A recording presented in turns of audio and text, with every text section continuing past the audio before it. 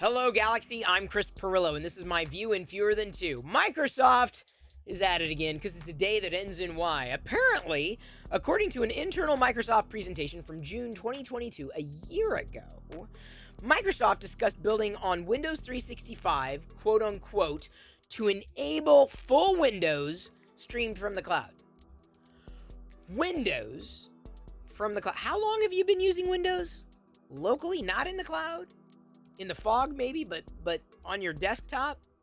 Would you use Windows in the cloud, like fully in the cloud? I know I did air quotes. It was so high, I did air quotes up. It was high because, you know, that is legal in the state of Washington. Redmond is in the state of Washington.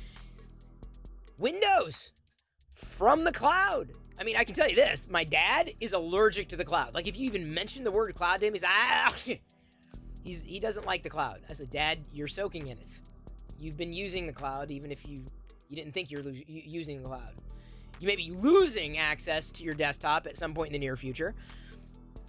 I'm not saying that it's going to happen, right? They're just discussing the possibility of not having Windows necessarily always operating locally in the cloud.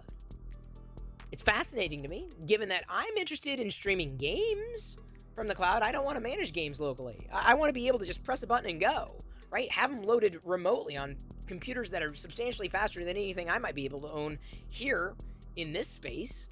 So I guess, you know, if they can make it work, it wouldn't bother me to run Windows in the cloud, but I'm more than fairly confident, knowing you maybe half as well as I think I know you, you're not going to be happy about running Windows anywhere but locally. Am I right? Am I wrong?